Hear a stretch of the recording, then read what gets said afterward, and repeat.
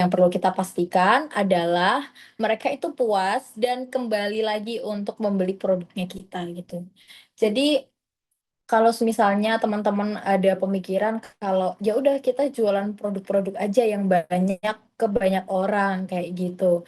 Nah, jangan lagi karena teman-teman tuh harus berpikir gitu. Sebagai kayak ada perusahaan atau brand itu harus sudah berpikir kalau semisalnya kamu tuh akan jauh lebih menguntungkan lagi ketika konsumen yang membeli produk kamu itu membeli lagi produk kamu kayak gitu. Kayak ya repeat order gitu loh. Jadi kan kayak kamu nggak perlu menghabiskan dana lagi gitu ya. Mungkin kalau misal dananya udah banyak dipakai di konversi tadi untuk pengen penjualan, nah di loyalty ini kalian sebisa mungkin meminimalisir lagi karena kalian udah punya konsumen tetap, ibaratnya seperti itu, gitu. Mungkin lebih mudahnya kayak jualan makanan ya, kalau misal kan bisa kan ya berulang kali kayak gitu. Mungkin dokter gigi juga bisa kayak jasa gitu. Jadi eh, kayak scaling gigi ya yang sering bukan kayak gigi berlubang ya ke sana kayak.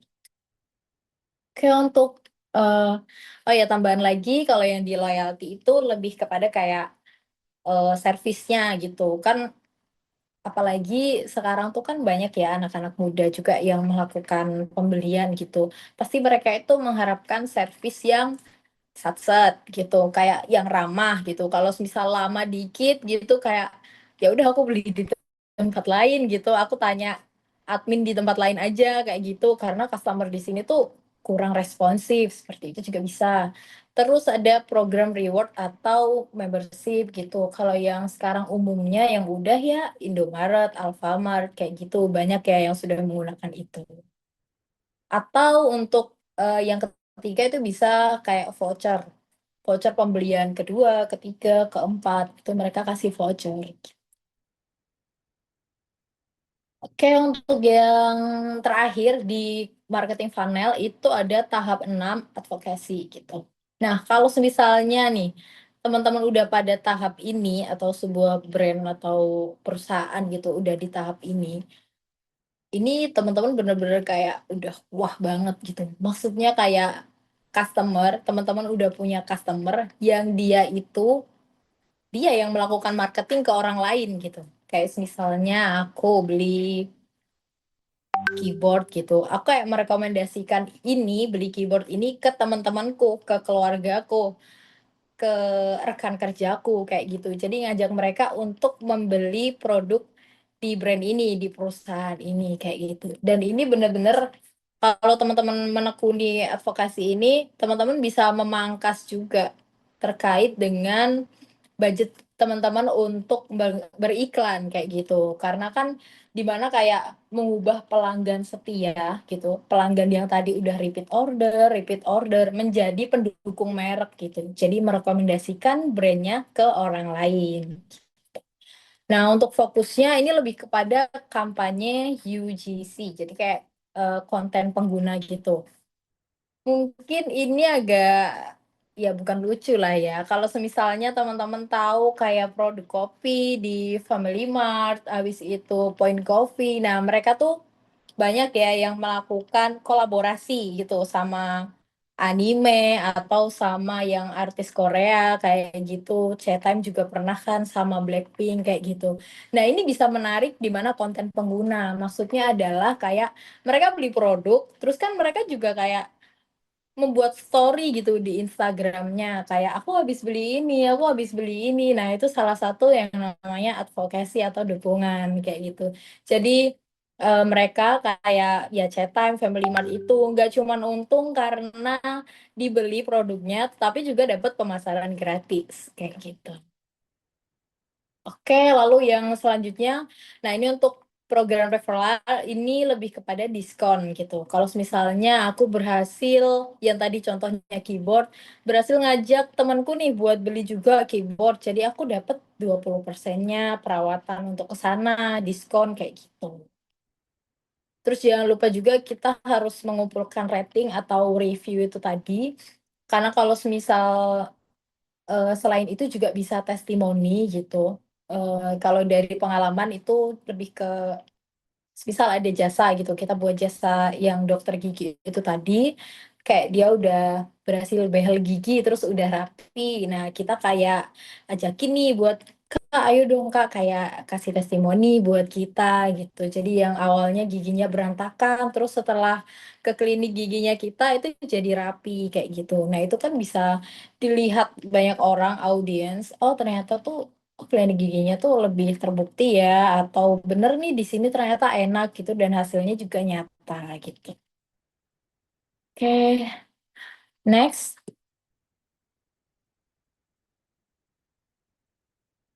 Oke, oke, yang selanjutnya itu masuk ke prinsip komunikasi digital yang efektif. Kalau ini sih lebih masuknya ke Gen Z dan juga anak-anak muda ya sekarang gitu. Jadi yang pertama itu adalah otentisitas dan juga transparansi. Dimana kalau misalnya emang anak bukan anak kayak audiens zaman sekarang atau Gen Z itu lebih menghargai kejujuran gitu. Jadi kalau misalnya teman-teman handle brand itu harus berani nih menunjukkan sisi humanis atau behind the scene. Nah ini kalau misalnya kayak pembuatan roti banyak kan konten-konten kayak dia itu jualan jus, misal dia itu yang ngasih kayak kayak gini loh buat jusnya, kayak gini loh buat jusnya. Nah selain itu dia berhasil membuat satu konten itu di mata audiens kayak oh ternyata di sini tuh higienis ya kayak gitu. Oh ternyata buah-buah yang dipakai tuh seger ya kayak gitu. Nah, itu lebih ke transparansinya. Oke. Untuk yang kedua itu lebih ke keterlibatan brand terhadap isu sosial atau lingkungan dan juga inklusivitas menjadi nilai jual yang tinggi gitu. Jadi selain brand itu kayak ya jangan cuma jualan dong, kayak gimana sih kamu terhadap lingkunganmu kayak gitu. Misalnya kan kalau di skincare udah banyak ya kalau misalnya kayak udah habis gitu jangan dibuang kayak gitu. Kamu bisa dapetin free apa gitu kalau mengumpulkan ini terus kamu bawa ke tenanya mereka kayak gitu. Nah, itu termasuk dalam brand itu tuh peduli gitu loh terkait lingkungan kayak gitu. Terus ada juga kayak brand yang dia tuh memang kayak eco-friendly. Nah, kayak gitu juga masuk.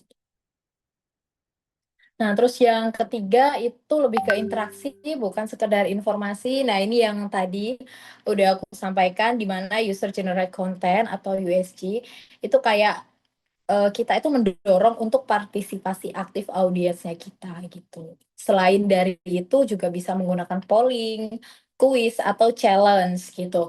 Kemarin sempet ya yang kayak di chat time kayak ada challenge-nya. Coba sih temuin tenan yang kayak gini. Itu yang waktu ada Demon Slayer-nya itu.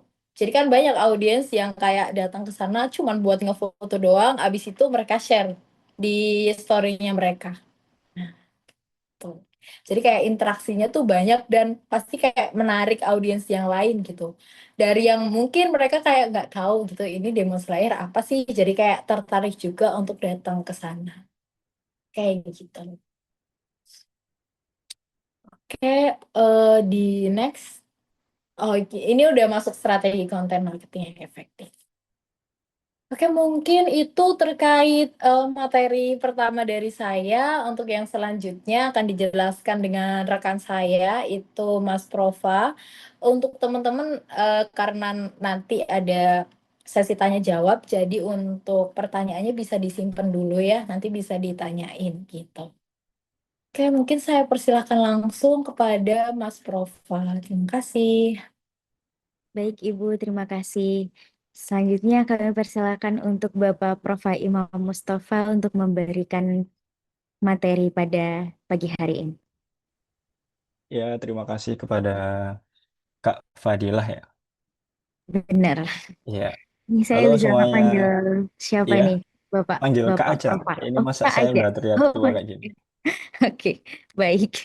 Oke ya. Silakan, Kak. Baik, terima kasih kepada eh, Kak Fadila yang sudah memberikan kesempatan kepada kami untuk menyampaikan materi tentang digital marketing pada pagi hari ini. Oke, sebelum memasuki materi selanjutnya tentang strategi konten marketing, ini saya mau tanya ke teman-teman dulu. kira-kira apa satu hal pertama yang perlu teman-teman lakukan atau yang perlu kita lakukan untuk membuat konten? Ini seringkali terlewatkan atau bahkan kadang nggak dipikirkan gitu. Jadi konten itu asal buat, asal bikin, asal take, asal desain, terus diposting, ternyata sepi. Ternyata nggak ada yang suka. Ternyata nggak menghasilkan apa-apa. Jadi coba saya tanya ke teman-teman, apa satu hal pertama yang perlu kita lakukan sebelum membuat konten gitu? Bisa langsung diketik di komen. Oke, ini ada yang menjawab konsep. Ada lagi yang lain? Memikirkan ide konten terlebih dahulu. Ada yang menjawab menentukan tujuan, ide, konsisten. Oke, sepertinya udah cukup teman-teman.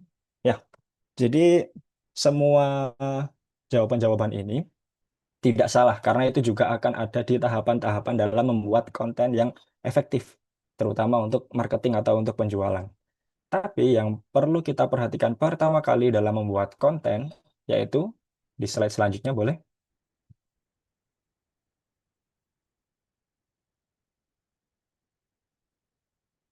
Ya, yang pertama kali harus kita lakukan adalah menentukan target audiens. Kalau kita tidak tahu audiens kita siapa, terus mereka kebiasaannya apa, mereka kebutuhannya apa, atau mungkin yang mereka sukai sekarang itu apa, usianya berapa, gendernya apa, dan sebagainya, maka konten yang kita buat juga akan sia-sia. Kenapa saya bilang sia-sia? Karena apa yang kita sampaikan itu tidak sesuai dengan apa yang mereka sukai. Jadi yang hal pertama yang harus kita lakukan adalah melakukan riset untuk target audiens. Target audiens ini ada beberapa yang perlu kita riset atau yang perlu kita ketahui, yaitu mulai dari personanya mereka dulu, mulai dari profilnya mereka. Mereka usianya berapa, apakah masih muda atau udah generasi yang ke atas, atau mungkin masih gen alpha yang masih anak-anak sekolah gitu. Jadi kita harus menentukan dulu target audiens kita itu siapa. Kalau targetnya anak-anak muda, ya kita harus menyesuaikan kontennya sesuai yang disukai dengan anak-anak muda, apa yang diminati dengan anak-anak muda. Begitu pula misalnya kontennya untuk orang-orang yang sudah berusia ke atas, ya kita harus menyesuaikan dengan minatnya mereka atau kebiasaannya mereka. Lalu hal kedua yang perlu kita ketahui adalah trennya mereka itu apa yang sedang mereka lihat atau yang sedang mereka sering lakukan. Misalnya, anak-anak muda itu kebanyakan suka dengan konten-konten yang hiburan misalnya. Misalnya nih ya, hiburan yang lucu-lucu atau mungkin parodi atau konten-konten drama atau juga mungkin konten edukasi dan sebagainya. Terus kalau untuk orang-orang berusia ke atas itu biasanya lebih suka dengan konten-konten yang berisikan informasi-informasi atau mungkin berita begitu. Jadi di sini kita juga sudah bisa melihat perbedaan tren atau yang mereka sukai. Atau mungkin anak-anak yang lebih kecil lagi, anak yang usianya di bawah belasan tahun gitu. Itu mereka juga kontennya yang mereka sukai itu kalau sekarang ini kan yang lagi tren itu video-video AI, anomali dan sebagainya gitu ya. Atau mungkin ada video-video singkat yang full AI. Jadi dari situ aja kita juga bisa tahu bahwa berdasarkan target audiens ini, tipe-tipe konten yang harus kita buat itu berbeda-beda. Jadi nggak bisa satu konten kita buat untuk semua orang. Begitu. Begitu juga dengan bahasa yang mereka gunakan sehari-harinya. Anak-anak muda mungkin bahasanya lebih santai, lebih kalem, nggak terlalu formal gitu. Atau mungkin untuk orang-orang yang berusia lebih tua, bahasanya mungkin harus lebih formal, lebih baku, juga lebih tertata dan sebagainya. Atau mungkin bahasa ini juga bisa seperti format tulisannya atau juga format desain dan sebagainya. Jadi juga ada pengalaman dari kami waktu itu. Saat itu kami sedang menjalankan atau mengkampanyekan untuk bisnis travel umroh dari salah satu perusahaan ya. Itu kami sudah pernah mencoba beberapa strategi dan ini ada hal yang unik gitu teman-teman. Kami sudah berusaha membuat video yang sangat bagus sekali. Videonya itu full efek, full ada efek-efeknya gitu. Terus juga dengan voice over yang oke banget. Terus juga kami udah pernah mencoba desain yang sangat bagus dan juga desain-desain yang terkini modern gitulah ya. Tapi setelah kita jual, itu ternyata masih sepi peminatnya. Setelah kita tayangkan sepi peminatnya. Kenapa? Karena bisnis travel umroh itu target audiensnya orang-orang usia ke atas. mungkin bisa dibilang 30 atau 25 ke atas lebih lah ya. Dan orang-orang di usia segitu, mereka nggak butuh melihat efek-efek yang bagus. Mereka nggak minat untuk melihat efek-efek yang terlalu rumit, yang terlalu wah gitu. Justru uniknya di sini, waktu kami membuat desain yang lain, cuma tulisan aja, misal travel berangkat dari Surabaya, itu banyak sekali yang klik, banyak sekali yang nonton. Bahkan cuma tulisan polos dengan background polos, cuma gambar Ka'bah gitu. Jadi dari situ juga kami belajar, dari situ juga membuktikan bahwa berdasarkan by data, jenis konten itu juga sangat mempengaruhi berdasarkan target audiensnya. Jadi kesimpulan dari slide yang pertama ini, teman-teman harus melakukan riset terlebih dahulu. Target audiens kita itu siapa? Anak muda, atau orang yang udah berusia ke atas, atau mungkin anak-anak yang lebih muda lagi dari kita begitu. Jadi kalau kita sudah mengetahui jenis kontennya, target audiensnya kita siapa, terus apa yang mereka sukai, dan juga bahasa mereka sehari-harinya bagaimana, atau mungkin gaya bahasanya bagaimana. Dan yang terakhir kita juga perlu tahu tujuannya mereka ini apa. Apakah mereka melihat media sosial atau melihat di bagian-bagian yang online ini untuk hiburan, atau mereka melihat untuk mencari edukasi, atau mereka melihat untuk melakukan pembelian gitu. Jadi kita juga harus tahu itu. Kalau mereka tujuannya hiburan, tapi kita suguhkan konten-konten edukasi ya, mereka malah sumpah gitu, mau cari hiburan kok malah dikasih edukasi gitu ya. Atau mungkin juga orang-orang yang mau belajar, orang-orang mau belajar kok, ujung-ujungnya jualan kelas online gitu. Kan juga males ya orang-orang. Jadi kita juga harus menentukan berdasarkan tujuannya mereka apa, hiburan, pembelian, atau edukasi dan sebagainya. Nanti kita juga akan membuat konten yang seperti itu. Bisa dilanjutkan ke halaman selanjutnya. Nah, setelah kita mengetahui target audiens, tujuan selanjutnya yang harus kita tentukan adalah tujuan dari konten kita itu apa. Kita sudah tahu nih audiens kita misalnya anak-anak usia 20-an. Misal contohnya saya punya bisnis laundry atau cuci sepatu misalnya. Kan sekarang lagi banyak diminati oleh anak-anak muda nih ya, terutama mahasiswa atau mungkin pekerja kantoran yang masih berusia muda gitu. Saya punya bisnis laundry, tapi saya baru buka bulan November ini. Masih sepi dong, masih belum ada orang yang tahu. Nah, tujuan yang pertama harus kita lakukan yaitu untuk meningkatkan awareness. Seperti yang sudah disampaikan oleh Kak Nuria tadi di awal-awal. Awareness ini untuk apa? Awareness ini ya untuk membuat supaya orang itu lebih aware, membuat orang-orang itu lebih tahu tentang produk kita, tentang brand kita, tentang jasa kita, dan sebagainya. Atau mungkin teman-teman ada yang punya jualan manik-manik atau pernak-pernik gitu, gelang, atau mungkin gantungan kunci, dan sebagainya. Kalau masih baru buka, berarti tujuan yang harus ditentukan yaitu awareness dulu. Nggak bisa kita baru buka bisnis, kita baru merintis sesuatu, langsung kita berharap banyak orang yang beli itu mungkin, tapi itu ya kemungkinannya kecil. Jadi itu mungkin, tapi kemungkinannya sangat kecil. Karena orang-orang belum tahu, wah itu brand apa kok tiba-tiba minta dibeli, apa untungnya buat saya, apa manfaatnya untuk saya begitu. Jadi tujuan konten ini juga perlu kita pertimbangkan atau perlu kita perhatikan supaya konten-konten kita atau salah satu strategi yang kita lakukan itu nggak zonk gitu, ada hasilnya. Lalu kemudian tujuannya apakah untuk mendorong konversi? Kalau mendorong konversi ini berarti misalnya brandnya kita udah berdiri 3 bulan, 4 bulan, atau bahkan setahun lebih gitu. Udah banyak orang yang tahu, udah banyak orang yang pernah beli. Jadi ya kita buat konten-konten yang untuk mendorong konversi atau mendorong penjualan lebih banyak lagi begitu. Selain itu juga ada tujuan untuk loyalitas atau yang tadi disampaikan oleh Kak Nuria. Jadi selain kita menjangkau lebih banyak orang lagi supaya membeli atau menjangkau lebih banyak orang lagi supaya tahu, kita juga perlu membuat konten atau strategi untuk membuat orang itu loyal dengan brand kita atau orang-orang itu loyal dengan produknya kita atau jasanya kita. Jadi kontennya itu juga harus memiliki pembahasan-pembahasan atau isi ke arah sana supaya orang-orang itu loyal dengan brandnya kita.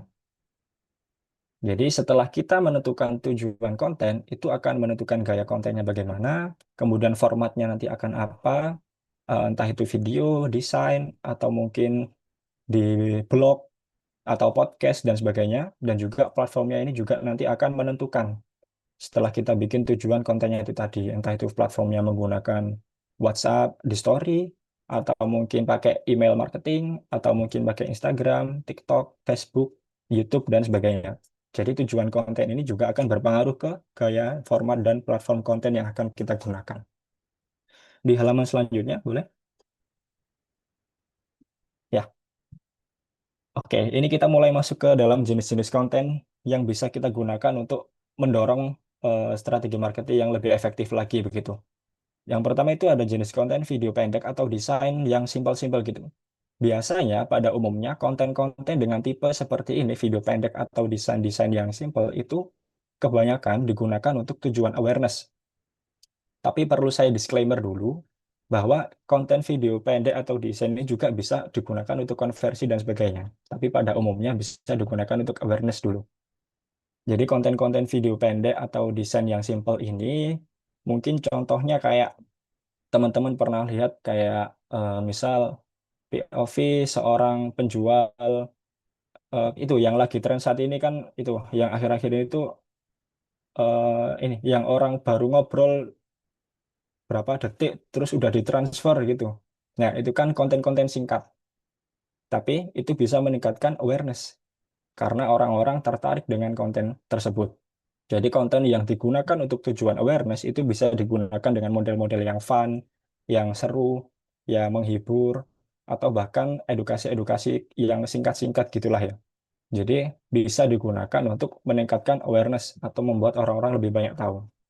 Dan satu hal yang perlu saya tekankan, membuat konten itu viral, membuat konten itu bisa FYP, itu mungkin sebagian banyak teman-teman, menurut teman-teman apa dulu deh? Menurut teman-teman, apa yang menyebabkan konten itu bisa viral atau FYP? Coba saya tanya dulu. Bisa langsung di komentar. Apa yang menyebabkan konten itu bisa viral atau FYP atau mungkin bisa dilihat banyak orang yang bahkan followernya cuma sedikit gitu. Kira-kira apa menurut teman-teman yang teman-teman tahu? Ini nanti akan mengubah pola pikir kita dalam membuat konten. Merek beda dari yang lain, Kak. Kontennya unik, fresh, menarik, dan lucu. Ya, mudah dimengerti, relevan dengan tren saat ini. Oke, semua yang disampaikan teman-teman ini termasuk dalam elemen-elemen yang harus ada di dalam konten tersebut. Tapi ternyata konten yang bisa membuat itu menjadi FYP atau tidak itu jenis kontennya, nggak apa-apa Kak, dilanjut yang itu aja ya. Yaitu kontennya interaktif. Interaktif ini maksudnya bagaimana? Interaktif itu mereka atau audiens melakukan interaksi di postingannya kita. Mereka like, share, komen, atau mungkin juga yang terbaru kan ada fitur repost gitu ya. Itu yang membuat konten itu FYP. Bukan karena sound viral, bukan karena menggunakan ikut-ikutan trennya orang, bukan karena hal-hal yang lainnya, tapi karena audiens itu melakukan interaksi di postingan kita. Semakin banyak interaksi di postingan kita, maka semakin besar peluang kita untuk FYP. Karena di algoritmanya media sosial, baik itu Instagram ataupun TikTok, mereka akan membaca sejak diposting, apakah postingan ini banyak yang like, apakah postingan ini banyak yang komen, apakah postingan ini banyak yang share, atau mungkin di-save gitu. Itu akan dibaca oleh sistem algoritmanya media sosial. Jadi setelah algoritma itu membaca, oh setelah diposting 1 jam, konten ini mendapatkan misalnya 100 like, berarti banyak yang suka nih. Maka algoritma secara otomatis akan melakukan share lagi ke orang-orang yang tipenya sama kepada 100 orang yang like konten tersebut. Jadi misal saya buat konten eh, lari misalnya, lari. Nanti tiba-tiba di like 100 orang, yang kebanyakan 100 orang itu juga hobinya sama, yaitu tentang konten-konten lari. Maka setelah Instagram atau algoritmanya membaca bahwa orang-orang yang like itu orang-orang yang suka lari, maka konten itu akan selalu disebarkan ke orang-orang yang memiliki minatnya sama. Jadi itu juga pernah saya tes diri di IG saya, tapi agak nyeleneh sih ya kalau teman-teman lihat. Jadi waktu itu saya bikin konten baca buku gitu aja, agak ya agak lucu-lucu freak gitulah ya. Tapi ternyata nggak nyangka follower saya cuma 800-an bisa tembus 50.000 view. Setelah saya amati, itu mereka yang like, yang komen, yang share, itu kebanyakan adalah mereka yang mempunyai minat yang sama di bidang buku. Postingan-postingannya mereka itu novel, buku, dan juga mungkin kayak mahasiswa-mahasiswa yang mengikuti organisasi-organisasi atau komunitas di bidang minat literasi itu. Jadi dari situ saya juga meriset dari konten saya sendiri bahwa konten yang FYP atau viral itu dikarenakan banyak interaksi postingan di konten tersebut. Dan juga nanti akan menentukan niche konten kita itu ke arah mana. Misal banyak yang like itu karena orang-orangnya suka makanan, ya nanti otomatis audiens kita semuanya adalah orang-orang yang suka tentang makanan. Atau mungkin kita sedang membuat konten tentang politik, ya nanti secara otomatis audiens kita kebanyakan adalah orang-orang yang suka menonton atau mengamati politik begitu. Jadi jenis konten interaktif ini sangat penting untuk di tahap funnel awareness atau consideration.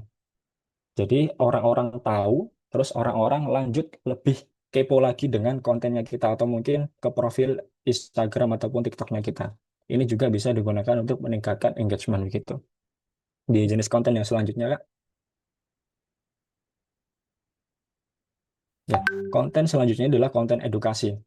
Konten edukasi ini biasanya kalau teman-teman sering lihat itu kebanyakan misal kayak ini dia jenis-jenis hook yang bisa membuat video kalian viral. Atau mungkin kalau misal di bidang kesehatan misal, oh ini kalian teman pernah kena iklannya Hoto Purto nggak? Hoto Purto salah satu brand yang dimiliki oleh influencer, yaitu minuman apa ya biji-bijian kalau nggak salah itu. Ya. Pernah, Itu pernah. dia sering kali membuat konten-konten edukasi. Tujuannya apa? Tujuannya untuk menjelaskan solusi atau masalah yang dialami audiens. Audiens saat ini mungkin kebanyakan makannya masih ngawur, tidak terlalu memperhatikan pola makan, terus juga kurang olahraga dan sebagainya. Dan misalnya orang-orangnya itu masih pekerja kantoran dan sebagainya. Jadi mereka membuat konten edukasi yang menjelaskan bahwa Hoto Purto ini itu aman loh dikonsumsi, cocok buat pengganti sarapan. Bahkan kalian yang sibuk bekerja, yang susah, atau mungkin nggak sempat untuk masak terlebih dahulu, kalian bisa memakan ini dengan sangat simpel dengan diseduh dengan air panas. Itu adalah contoh-contoh konten edukasi. Jadi kita menjelaskan dulu masalahnya audiens ini apa. Masalahnya ya orang-orang saat ini pada sibuk semua, waktunya semakin sedikit, bahkan untuk masak saja kadang juga nggak sempat. Akhirnya Hotopur itu hadir sebagai solusinya, yaitu minuman sereal atau minuman dari biji-bijian itu yang bisa diseduh dengan instan dan bisa mengenyangkan bahkan tidak mengandung banyak kalori gitu. Jadi mereka minuman sehat. Itu adalah salah satu contoh jenis konten edukasi. Dan konten ini bisa digunakan untuk membangun kepercayaan audiens. Audiens akan percaya karena oh, dia juga menyebutkan data-datanya, dia menyampaikan kandungannya apa, dia menyampaikan manfaatnya apa. Jadi audiens itu lebih percaya dengan konten-konten edukasi seperti ini. Tapi kembali lagi, jangan lupa kalau bikin konten itu kita juga harus memperhatikan target audiensnya. Kalau misal audiensnya anak-anak muda ya bikin konten edukasi yang seru. Kalau misal target audiensnya orang-orang yang udah agak berusia ya bikin konten edukasi yang agak formal gitu. Jadi pada tahap konten edukasi ini cocok untuk consideration atau untuk membuat orang-orang yang masih bingung, masih pilih-pilih itu lebih yakin lagi dengan produknya kita atau brandnya kita gitu. Bisa lanjut lagi. Nah, ini yang mungkin sedang naik daun banget pada akhir-akhir ini, khususnya di akhir-akhir 2025 ini, yaitu adalah UGC atau User Generate Content. User Generate Content ini maksudnya adalah para pelanggan atau mungkin orang-orang yang pernah membeli atau juga customer yang sudah loyal terhadap kita itu mereka membuat konten dari produknya kita atau brandnya kita. Contohnya banyak juga di FYP yang viral saat ini itu banyak pelanggan-pelanggan itu menggunakan tiba-tiba kita nggak tahu dia siapa, kita nggak kenal dia siapa, dia influencer bukan, dia artis bukan, seleb bukan, tiba-tiba videonya FYP aja viral aja dan menjelaskan sebuah produk. Itu adalah salah satu contoh tipe UGC atau user generate content. Jadi misal saya beli kebab misalnya, saya habis beli kebab terus saya makan kebabnya terus saya taruh di story atau mungkin saya taruh di reels. Tiba-tiba banyak orang yang lihat dan banyak orang-orang yang, oh kebabnya itu apa kak mereknya, belinya di mana kak, rasanya enak nggak kak? Terus orang yang bikin konten tersebut ya bilang, oh itu enak, terus harganya juga cocok lah, pas misalnya untuk mahasiswa gitu. Nah, itu adalah termasuk konten UGC. Seperti yang disampaikan oleh Kak Nuria tadi juga, akhir-akhir ini misal Family Mart yang mengadakan collab bareng sama Demon Slayer, itu kan banyak orang-orang yang membuat konten ke Family Mart, mereka datang ke Family Mart dan membuat konten, misalnya open kartunya Demon Slayer di Family Mart. Jadi secara tidak langsung, konten-konten yang dibuat oleh pelanggan itu juga bisa menunjang marketing yang kita harapkan begitu. Jadi konten UGC ini bisa dibilang rendah rendah biaya pengeluarannya atau HPP-nya itu sangat rendah karena kita nggak minta mereka buat bikin konten tapi tiba-tiba mereka bikin konten sendiri dan alhamdulillahnya atau untungnya misal konten yang mereka buat itu bisa viral dan dapat menarik audiens untuk membeli brand kita atau produk kita atau jasa kita gitu. Jadi untuk konten UGC ini bisa atau cocok untuk tahap funnel consideration ke conversion. Orang-orang yang masih bingung ke orang-orang yang sudah fix, ah aku tak beli ini deh. Misal saya masih bingung, aku mau beli kebab di depannya Alfamart atau beli kebab yang di depannya Indomaret ya enaknya. Terus gara-gara banyak orang yang bikin konten beli kebab di depannya Alfamart, ah ya udah deh aku beli yang di situ. Jadi salah satu keuntungan konten UGC ini terlihat lebih real, terlihat lebih tanpa settingan gitu kan. Jadi orang-orang itu lebih percaya, meningkatkan kredibilitas dan kepercayaan sosial. Karena yang membuat konten itu adalah orang yang menggunakan produknya, bukan dari pihaknya mereka. Kalau pihaknya mereka kan bisa aja, wah ini pasti settingan, ini pasti dilebih-lebihkan, ini pasti produknya diwah-wahkan, nggak ditunjukkan kekurangannya apa. Tapi kalau UGC atau pelanggan yang memberikan testimoni, mereka juga pasti akan lebih jujur. Apalagi kalau testimoninya yang original tanpa direkayasa terlebih dahulu gitu. Selain UGC ini juga ada konten EGC yang akhir-akhir ini juga sempat rame. EGC ini Employee Generate Content. Itu yang contohnya itu teman-teman tahu fried chicken nggak yang di TikTok itu? Fried chicken. Itu kan lagi rame banget ya, fried chicken. Dan itu kan yang membuat konten employee-nya atau karyawannya. Jadi karyawannya aktif membuat konten dan orang-orang itu jadi tahu, oh di sini ada nih produk namanya fried chicken di jalan ini, di kota ini. Nah, itu juga cocok untuk awareness atau mungkin interaksi postingan. Buktinya sampai sekarang fried chicken masih sering lewat di FYP saya gitu. Jadi bisa dibilang konten EGC atau UGC ini sama-sama cocok. Mulai dari awareness sampai conversion itu bisa dibilang cocok semuanya.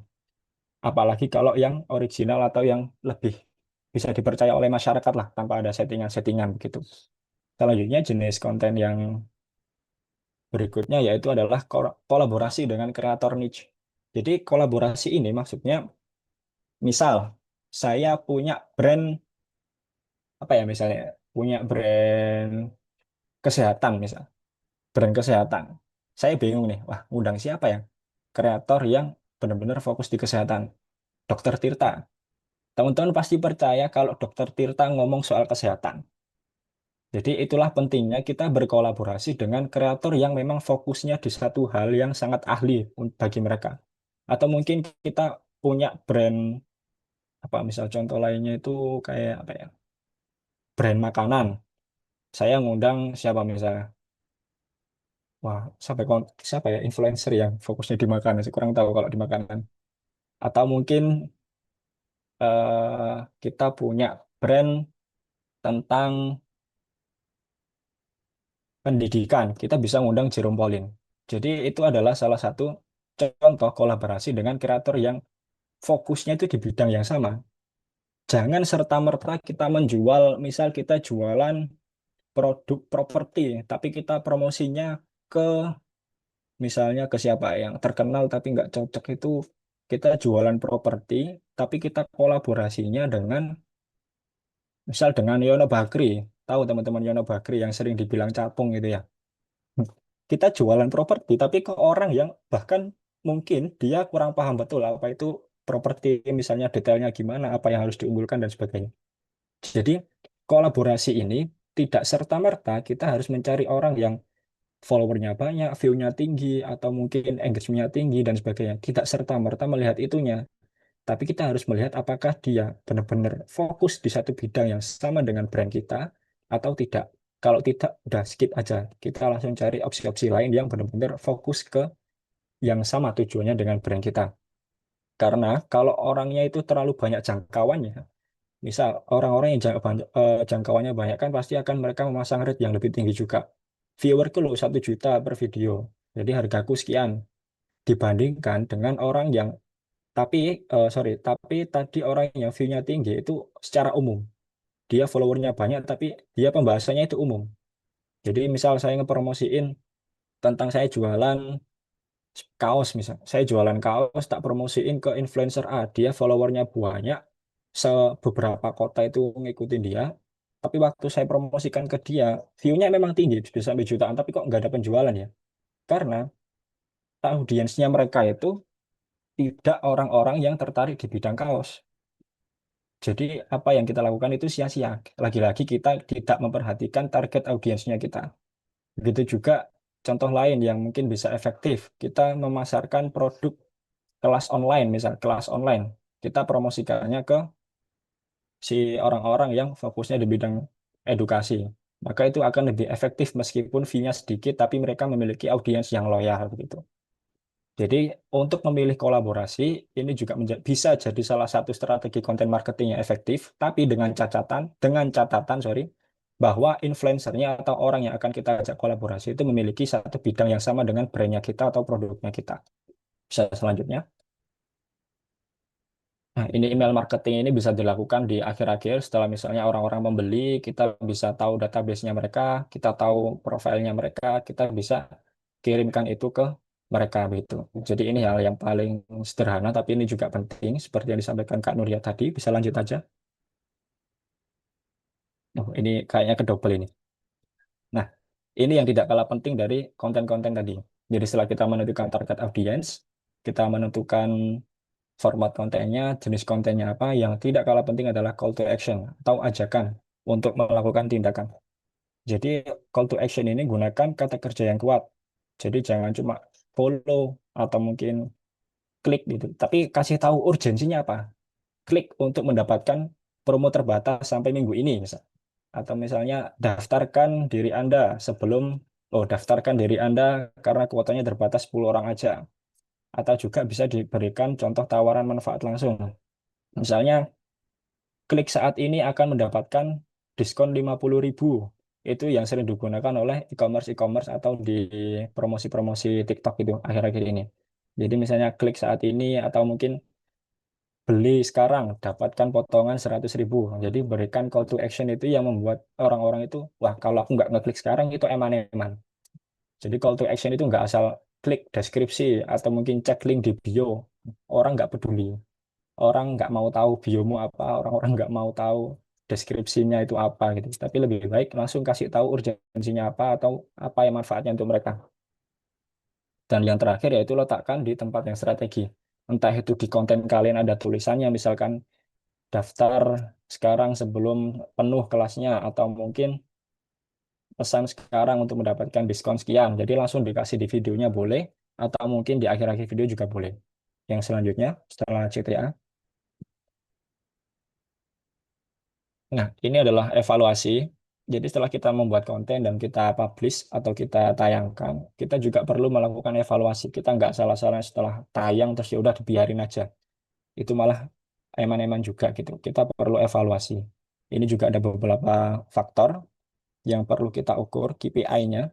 Misalnya kalau awareness itu ya reach-nya, impression-nya, atau view-nya, share, dan sebagainya. Kalau engagement itu like, comment, dan sebagainya.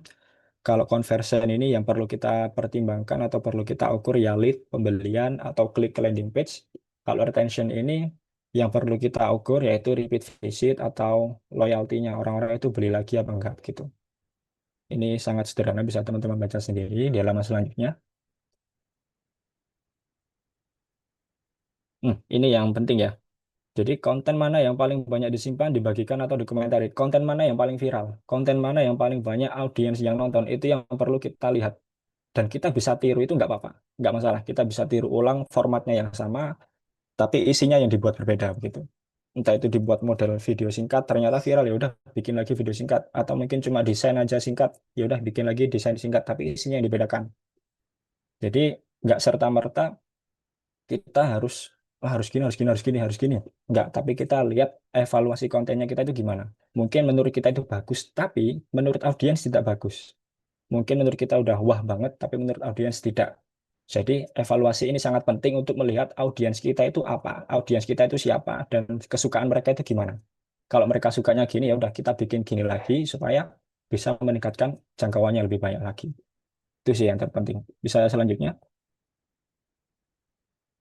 Nah, ini yang saya sampaikan tadi, kalau konten yang perform bagus bisa di repackage atau maksudnya bisa buat baru, formatnya sama tapi isinya beda. Begitu. Bisa selanjutnya lagi. Nah, oke, udah selesai. Bisa selanjutnya saya kembalikan kepada panitia.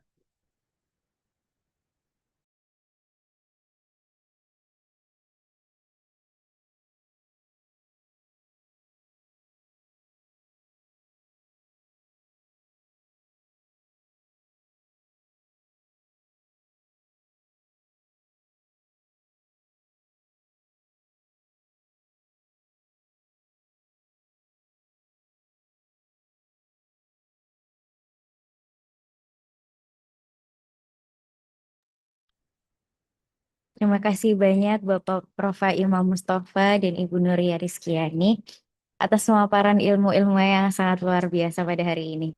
Baik untuk para networkers, kita sudah mendengarkan pemaparan materi yang luar biasa dan sekarang kita masuk ke sesi Q&A yang tentunya akan lebih santai dan interaktif pastinya. Untuk sesi Q&A kali ini akan ada 2 kuota untuk materi pertama dan ada 2 kuota lagi untuk materi yang kedua untuk networkers yang ada di room Zoom pada hari ini. Baik, langsung saja kesempatan akan kami buka. Untuk para networkers, silahkan bisa raise hand, sebutkan nama dan institut. Baik, di sini sudah ada Kak Rasyidianto Rafito. Bisa on mic untuk memberikan pertanyaannya. Dan dipersilakan untuk memberikan pertanyaan di Bapak Imam Mustafa atau Ibu Nuria Rizkian. Terima kasih atas kesempatan yang diberikan. Di sini saya mau memberikan pertanyaan untuk kepada Bapak Profa dan juga untuk Ibu Nuria. Jadi di sini pertanyaan untuk Bu Nuria.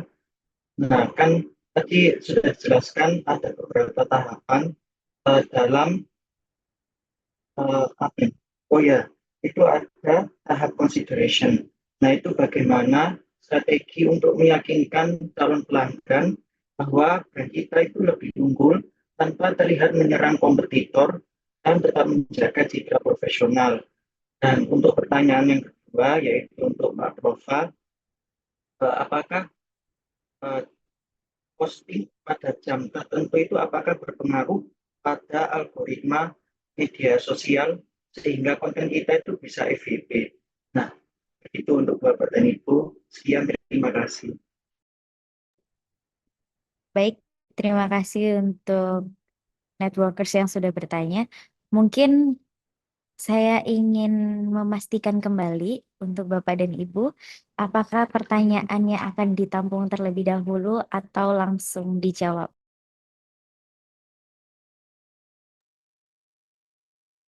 Oke, dari saya langsung dijawab aja. Baik, silahkan. Oke, tadi pertanyaannya lebih kepada consideration ya, bagaimana untuk meyakinkan audiens terhadap produk kita.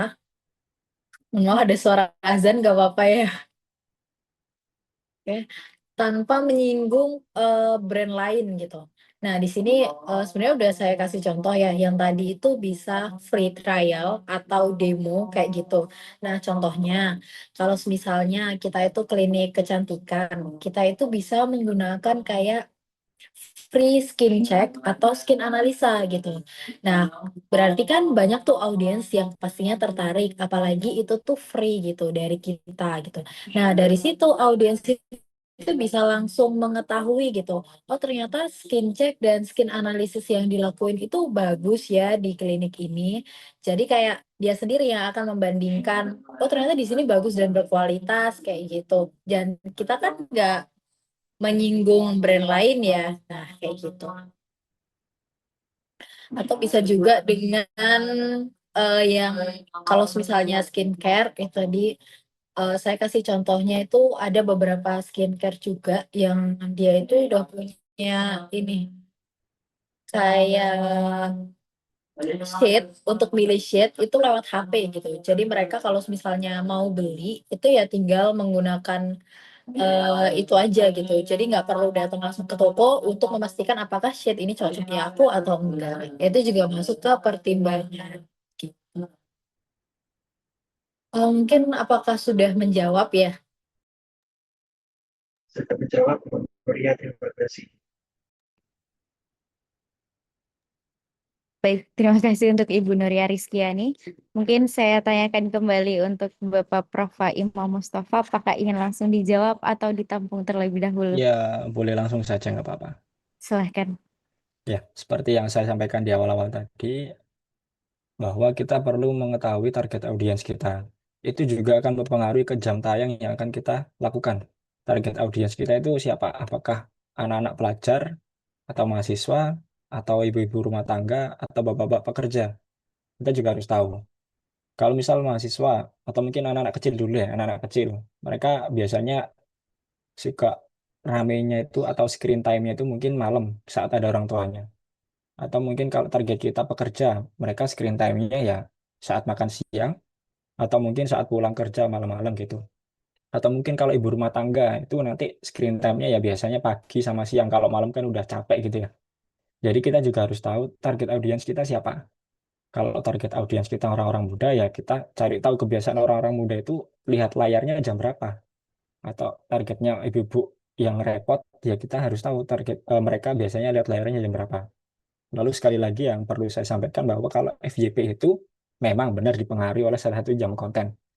Tapi misal contoh nih, saya tayang targetnya misal untuk mahasiswa, kebanyakan mereka juga nonton atau screen time-nya itu jam-jam 6 sore ke atas lah ya. Sudah nyantai di rumah sambil rebahan gitu. Saya tayang jam segitu, saya posting, jebret.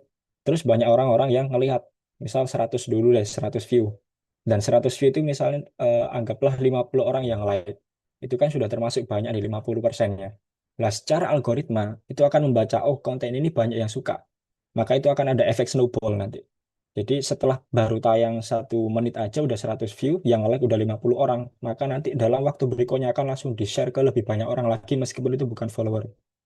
Jadi itu juga salah satu faktor yang bisa menyebabkan FYP, di mana konten tersebut bisa menyebabkan banyak interaksi, yaitu nanti sekreatifnya Mas Rashidianto ya. Nanti sekreatifnya Mas, entah itu konten yang mau dibuat edukasi, dibuat menghibur, yang pasti kontennya itu harus mengundang orang-orang melakukan interaksi di postingan. Jadi jam tayang juga penting, tapi yang terpenting lagi adalah isi kontennya itu apa supaya orang-orang interaksi dengan postingannya Mas begitu. Supaya bisa viral atau FYP ya. Sudah itu saja dari saya. Bagaimana untuk networkers dengan nama Rashidianto Rafito, apakah bisa diterima untuk jawaban dari pemateri kita pada hari ini? Baik, Pak Prof, terima kasih atas jawabannya. Baik, dan selanjutnya ada Kak Siva Lutfia. Dipersilahkan untuk memperkenalkan diri beserta institutnya dan memberikan pertanyaannya.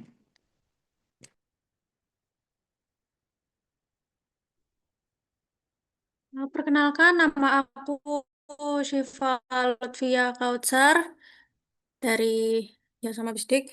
Aku punya pertanyaan untuk Bapak Profa. Nah, biasanya kalau konten gitu ada keyword. Nah, keywordnya yang tepat untuk konten biar FYP itu apa, Pak? Sudah, terima kasih.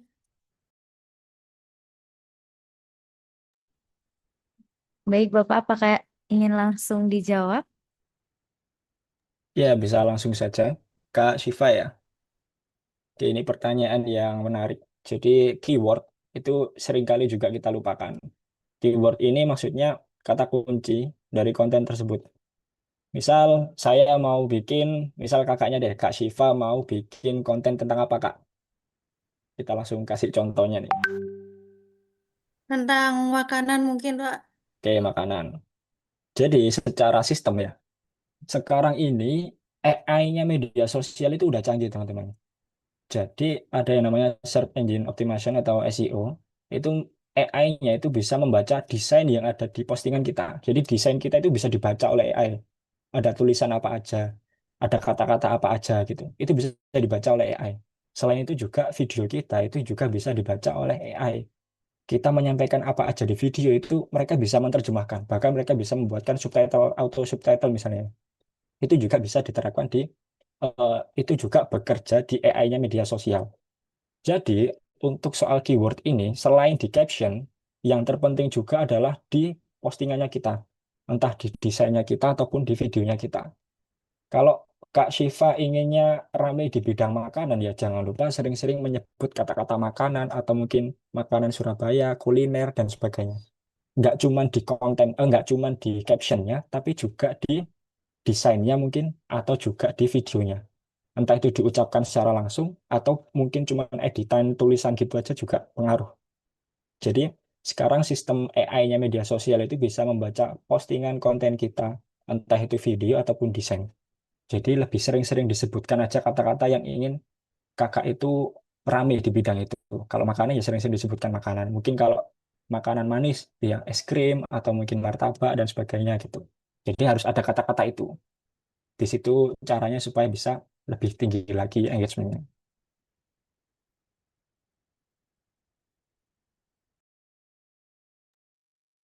Baik, Ah, terima kasih. Oke. Untuk Kak Siva, apakah bisa diterima untuk jawaban dari Bapak Profa? Bisa, Kakak. Baik, bisa dicukupkan? Baik, terima kasih untuk Kak Siva. Selanjutnya ada Kak Robi Firly. Saya persilahkan untuk memberikan pertanyaannya dan memperkenalkan diri. Baik, terima kasih atas kesempatannya. Kenalkan, nama saya Robi Firly Raffi Bukhori. Saya dari Institusi Universitas Negeri Surabaya. Sini saya ingin bertanya kepada Ibu Nur ya. Ibu ini, menurut Anda bagaimana mengenai suatu brand baru yang mereka itu menggunakan fake brand advocate atau buzzer untuk meningkatkan awareness brand mereka? Sekian, terima kasih.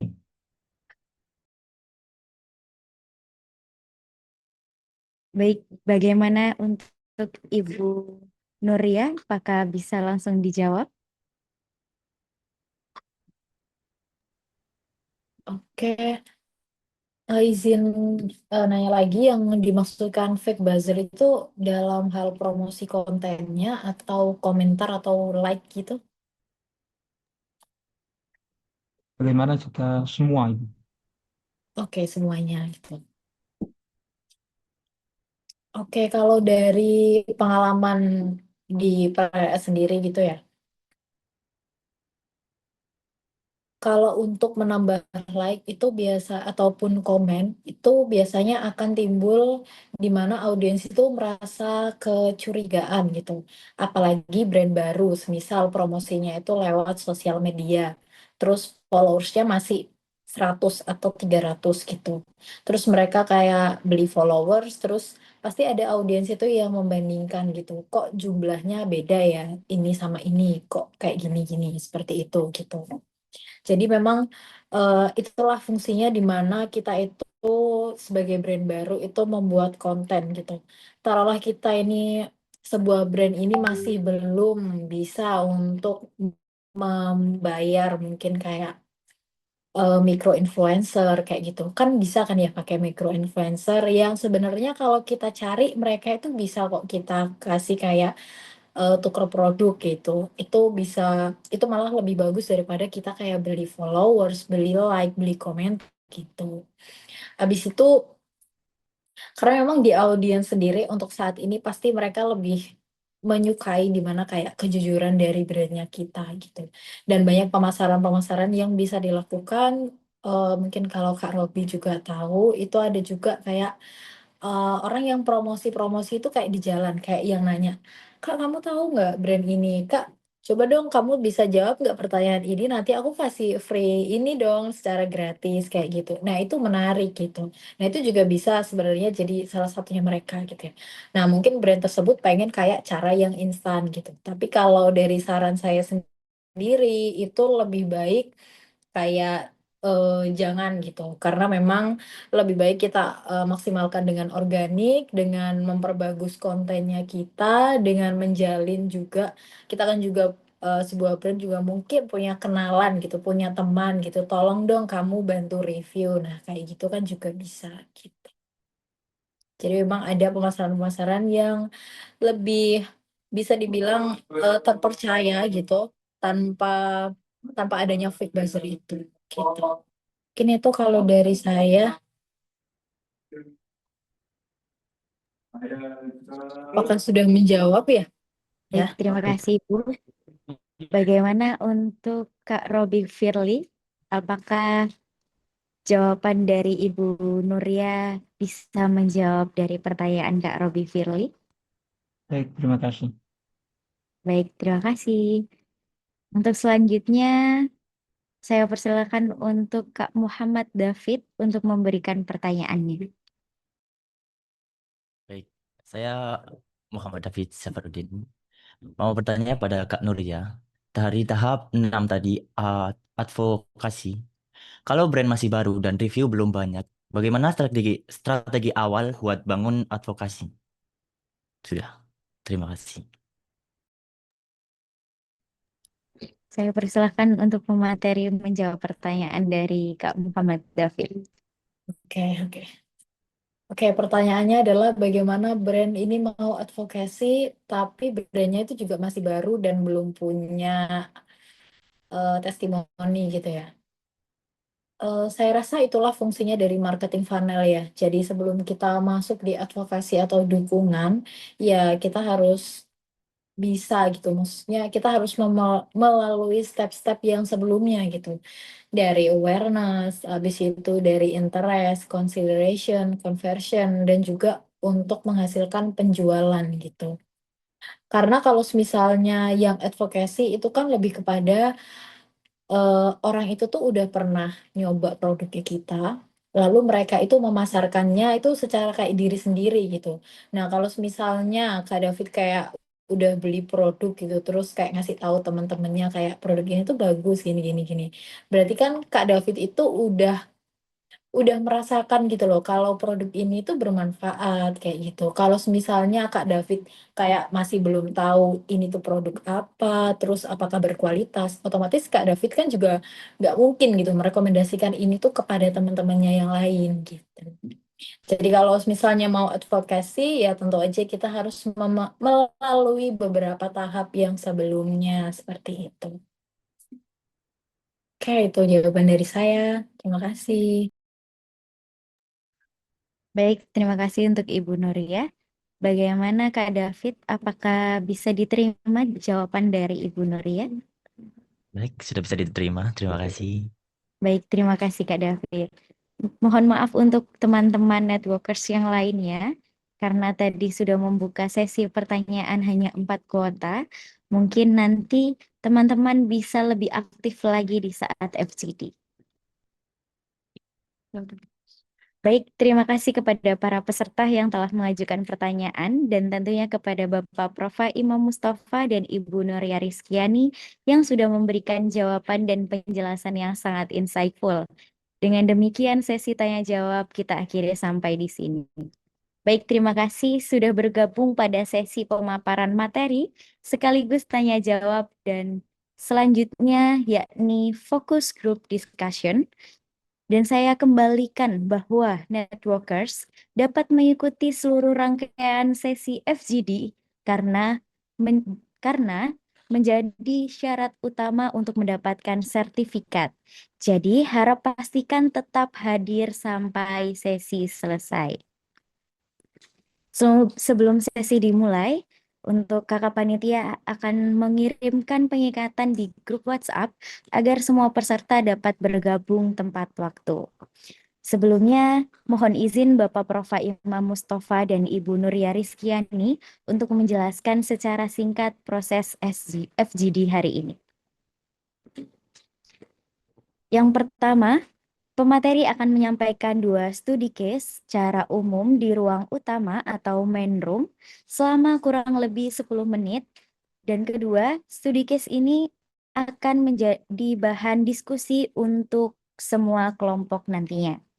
Setelah itu, kita akan memasuki sesi breakout room. Peserta akan diarahkan ke breakout room sesuai kelompok masing-masing dengan kurang lebih waktu transisi 5 menit.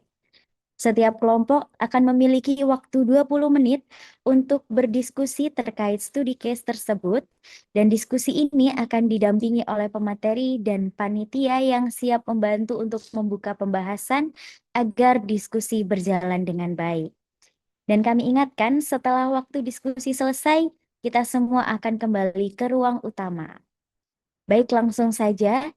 Selanjutnya kami persilahkan untuk Bapak Profa Imam Mustafa dan Ibu Nuria Rizkiani secara bergantian memberikan topik studi kasus saat ini. Oke, terima kasih. Untuk studi kasusnya, minta tolong dari panitia bisa share screen yang materi ya. Kemungkinan, ya setelah materi dari Pak Prof tadi ada studi kasusnya.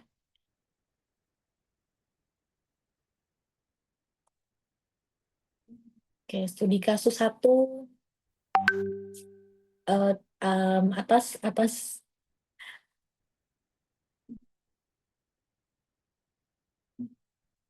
yang atas lagi, atasnya, ya yang ini. Oke, jadi ini untuk studi kasus yang pertama, ini ada klinik rehabilitasi medis. Jadi klinik rehab Sehat Jaya namanya adalah klinik baru di Jakarta yang fokus pada rehabilitasi medis pasca cedera olahraga gitu. Jadi mereka itu memiliki dokter dan alat premium, tetapi layanan mereka itu memang 20% lebih mahal dari kompetitor. Sehingga banyak calon pasien yang tidak lanjut setelah mengetahui harga.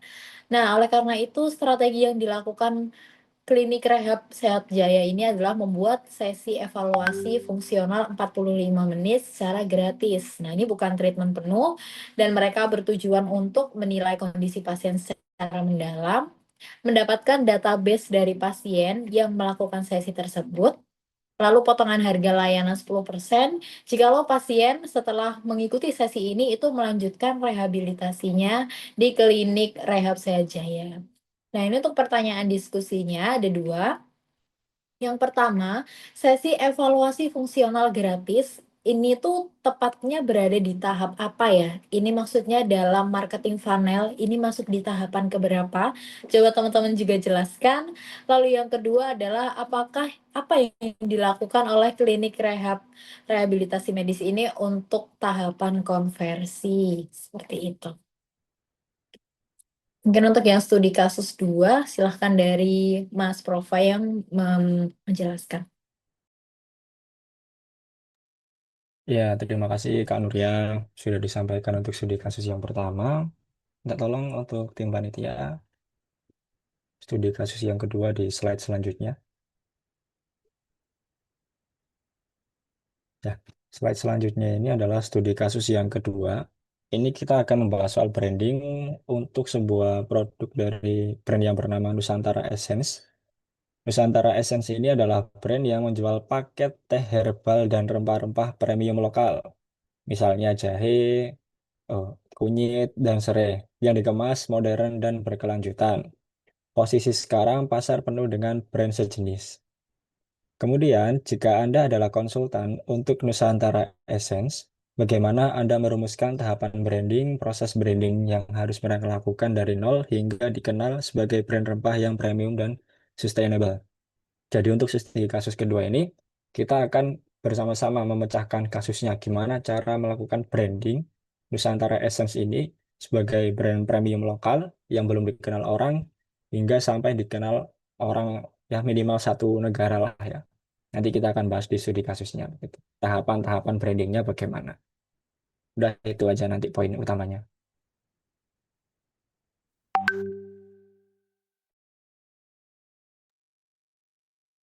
Baik, terima kasih untuk Kak Profa Imam Mustafa dan Kak Nuria Rizkiani yang sudah memberikan studi kasus.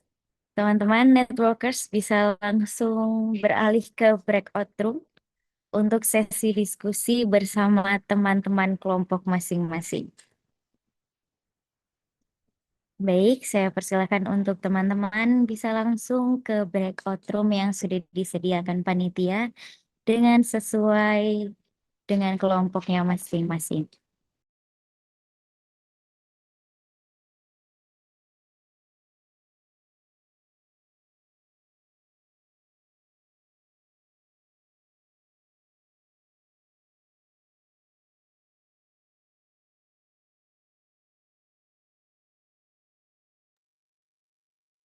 Baik, kami persilakan untuk para networkers untuk segera ke breakout room untuk melaksanakan diskusi.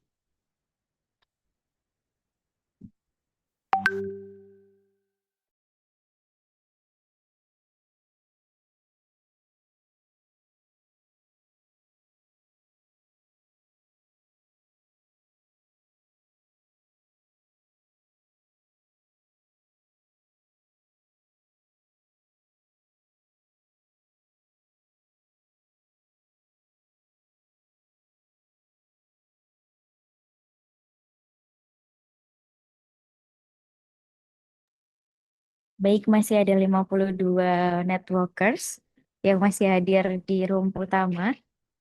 Saya persilakan untuk segera masuk ke breakout room untuk melaksanakan diskusi.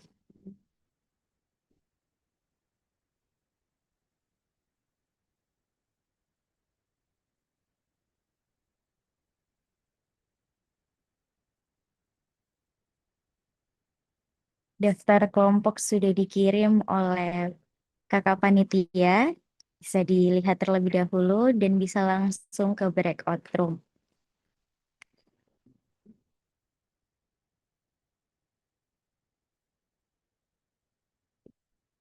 Masih ada 37 networkers yang masih hadir di room utama. Saya persilakan untuk berpindah ke breakout room untuk melaksanakan diskusi dengan waktu 20 menit.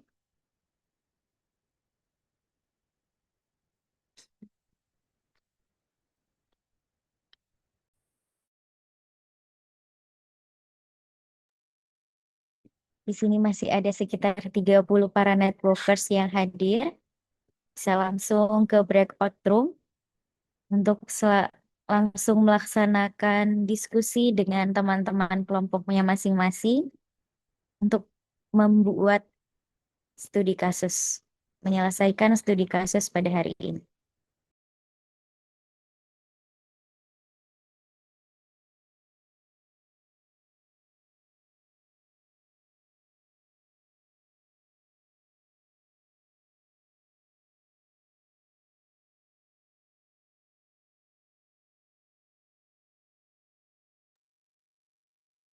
Masih ada sekitar 28 networkers masih ada di sini. Saya persilahkan untuk langsung bisa berpindah ke breakout room untuk mengerjakan studi kasus yang sudah diberikan pemateri pada hari ini.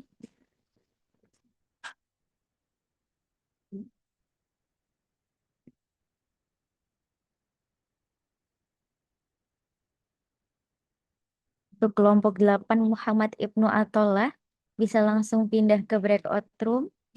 Kelompok 9 Miftahul Hardianti bisa langsung pindah ke breakout room.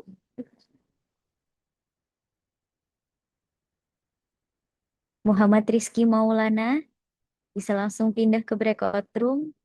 Kak Syifa Anhasana bisa langsung pindah ke breakout room.